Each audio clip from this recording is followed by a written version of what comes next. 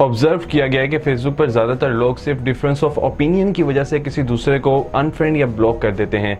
अब पाकिस्तान इलेक्शंस की तरफ बढ़ रहा है, तो जब भी मैं अपनी फेसबुक की न्यूज़ फीड चेक करता हूँ और कोई पॉलिटिकल पोस्ट मेरी नज़र से गुजरती है तो उस पर मुझे दो रिएक्शन ज़रूर देखने को मिलते हैं। Number 1 angry reaction and number 2 funny reaction. हम ये रिएक्शंस करते वक्त हेजिटेशन बिल्कुल भी फील नहीं करते और हम सिर्फ इस वजह से गुस्सा हो जाते हैं कि कोई दूसरा स्पेसिफिक पार्टी को या फिर एक स्पेसिफिक लीडर को सपोर्ट कर रहा है। हम फिर फ़ौरन google.com पर जाते हैं, youtube.com पर जाते हैं और वहाँ पर हम जाकर किसी दूसरे के लीडर के खिलाफ मटेरियल ढूंढना स्टार्ट कर देते हैं। और जैसे ही हमें कोई ऐसा मटेरियल मिलता है जो कि हमें सेटिस्फाई कर रहा होता है तो हम वहाँ पर पोस्ट कर देते हैं और एक नया आर्ग्यूमेंट स्टार्ट कर देते हैं।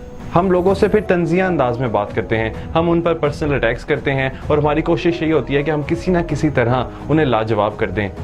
हम अपने फ्रेंड्स से, फैमिली मेम्बर से बहस कर करके रिलेशनशिप ख़राब कर लेते हैं, उनके व्यूज़ को, ओपिनियंस को रिस्पेक्ट नहीं देते और बाज़ू का तो लड़ाई सिर्फ उस कैंडिडेट की वजह से हो रही होती है जो कि हमारे एरिया में 5 साल में सिर्फ 2 या 3 दफ़ा आया होता है। हमें ये बात याद रखने की ज़रूरत है कि हर कामयाब सोसाइटी में अपोजिशन ज़रूर होती है और अगर अपोजिशन नहीं होगी तो अकाउंटेबिलिटी भी नहीं होगी। हम किसी दूसरे को सिर्फ कन्विंस कर सकते हैं कि वो स्पेसिफिक पार्टी को सपोर्ट करे, हम किसी दूसरे को फोर्स नहीं कर सकते और कन्विंस भी हम एथिकल ग्राउंड्स के ऊपर रहते हुए ही कर सकते हैं। ये उनका डेमोक्रेटिक राइट होता है कि वो जिस मर्जी को वोट डाल सकते हैं। मैं रिकमेंड यही किया करता हूँ कि हम फेसबुक को as a social media networking site ही यूज़ करें, ना कि डिबेटिंग के तौर पर हम इसे यूज़ करें। तो डिफरेंस ऑफ ओपिनियन को रिस्पेक्ट कीजिए और हेट की बजाय मोहब्बत को स्प्रेड कीजिए।